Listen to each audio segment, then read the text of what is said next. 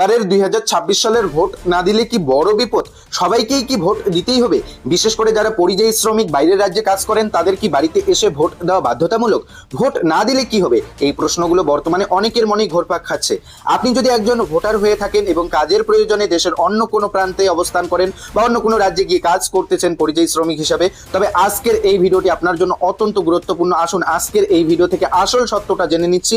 আসলেই কাদের কাদের ভোট দিতে হবে, ভোট না দিলে কি হবে, 2026 সালের নির্বাচনে আপনাকে অংশগ্রহণ করতে হবে কিনা, ভোট না দিলে আপনার কি অসুবিধা হতে পারে, ভোট দিলে কি লাভ হবে, সমস্তটাই জেনে নিচ্ছি। প্রথমেই জানিয়ে রাখছি, একজন ভারতীয় নাগরিক হিসাবে নির্বাচনে অংশগ্রহণ করা এবং নিজের ভোটাধিকার প্রয়োগ করা আমাদের নৈতিক দায়িত্ব, পরম কর্তব্য। তবে ভোট দিতেই হবে এমন কোনো আইনি বাধ্যবাধকতা ভারতবর্ষে নেই।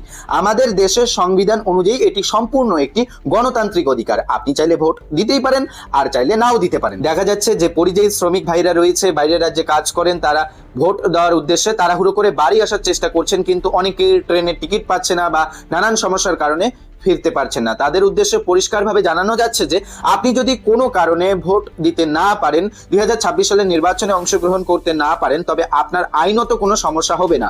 ভোট না দিলে আপনার সরকারি পরিষেবা বন্ধ হবে না বা অন্য কোনো বিপদে পড়ার কোনো সম্ভাবনা নেই। তবে মনে রাখবেন, ভোট দেওয়া কিন্তু আমাদের গণতান্ত্রিক অধিকার। আপনার একটি মূল্যবান ভোটের কারণে আপনার পছন্দের প্রার্থী জয়ী হতে পারেন, আবার আপনার মতো দু একজন ভোট না দিলে দেখা যেতে পারে আপনার পছন্দের প্রার্থী হয়তো সামান্য ভোটের ব্যবধানে পিছিয়ে পড়লেন।